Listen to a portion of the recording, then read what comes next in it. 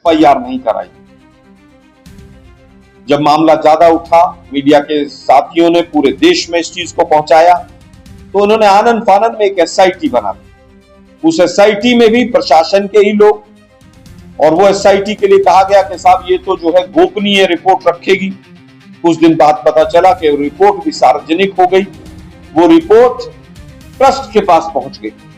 जो ट्रस्ट जिसके ऊपर आरोप थे, जिस ट्रस्ट के लोगों के नाम डकैती में थे, उन्हीं के पास रिपोर्ट पहुंच गई।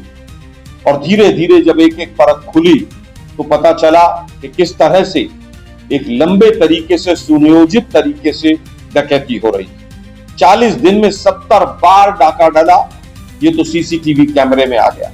700 दिन के सीसीटीवी कैमरे गायब कर दिए।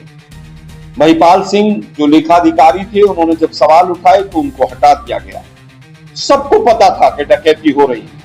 भाजपा को भी पता था, आरएसएस को भी पता था, ट्रस्ट को भी पता था, सबको पता था।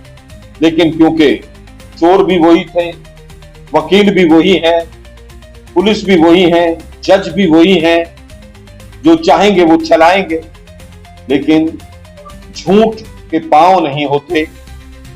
त्यागी साहब ने एक दिन मुझे बात बताई थी कि झूठ के पांव नहीं होते और चोर के भी पांव नहीं होते। कहीं ना कहीं वो चीजें खुलकर सामने आई। अब लगातार आए दिन नई नई खबरें आ रही हैं कि 2 करोड़ की जमीन 18 में बिकी, 9 करोड़ की जमीन 55 में बिकी। किसने परमिशन दी? क्या ट्रस्ट का रेजोल्यूशन पास हुआ? हमारे सबके आराध्य हैं प्रभु राम, उनके घर में डकैती हुई और एफआईआर करने में 20-21 दिन लगे। आप सोचिए, एफआईआर हुई, ड्राइवर, खानसामे, चपड़ासी, उनके ऊपर आप एफआईआर करते हैं। पूरा देश समझता है कि आप डकैतों को, बड़े मगरमच्छों को बचाना चाहते हैं। किस तरह से, क्या आप कोई भी सोच सकता है, मान सकता है कि 14,000-15,000 की तनख्वाह लेने वाला व्यक्ति इतनी बड़ी डकैती डाल सकता है? हजारों करोड़ की नहीं कर सकता। उसके बाद एफआईआर हुई, उनको जेल भेजा गया।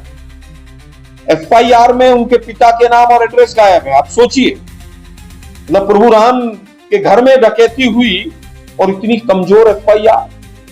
और उसके बाद क्या हुआ? एक मोबाइल और आपका बूम भी अगर चोरी हो जाए तो पुलिस सबसे पहले चोर को पकड़ के रिमांड पे लेती। लेकिन पुलिस रिमांड नहीं लिया, छोड़ दिया उनको खुला। जब मजबूरी हुई तो 2 डेट के बाद एक आदमी को पुलिस रिमांड पे मात्र लिया, वो भी पुलिस कस्टडी में लिया। 21 दिन तक चोरी का माल, डकैती का माल ट्रस्ट के पास रखा रहा। कांग्रेस पार्टी ने शुरू से आवाज उठाई कि इस ट्रस्ट को भंग कर देना चाहिए। इस ट्रस्ट में जो पदाधिकारी हैं उनके खिलाफ एफआईआर होनी चाहिए, ट्रस्ट के खिलाफ एफआईआर होनी चाहिए। जिस समय पर निर्माण समिति के अध्यक्ष नृपेंद्र मिश्रा स्वयं कह रहे हैं कि ट्रस्ट ने ही, ट्रस्ट के जुड़े हुए लोगों ने ही डकैती डाली है, प्रभु राम के घर में डकैती डली है। बड़े बड़े लोग घबराए हुए हैं। ब्रजभूषण शरण सिंह कह रहे हैं मैं मर जाऊंगा। वो जो बागेश्वर धाम वाले हैं, उनकी पर्ची नहीं निकल रही है। लेकिन फिर भी जो लोग सनातन से सच्चा प्यार करते हैं, जो प्रभु राम के चरणों में रोज अपना शीश झुकाते हैं, वो बाहर आए, उन्होंने सारी परतें खोली। अभी प्रभु राम का तो मामला चल ही रहा था,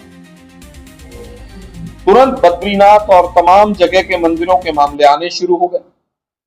आप सोचिए, बद्री विशाल और केदारनाथ बाबा उत्तराखंड की जनता के लिए सिरमौर हैं, हमारे सनातन के शीर्ष हैं। वहां पर भी पता चला, पहले खबरें आई कि बद्री विशाल के जो फंड हैं उसको भाजपाइयों ने गलत तरीके से इस्तेमाल किया। उसके बाद आई कि वहां पर भी चढ़ावे में चोरी हो रही है।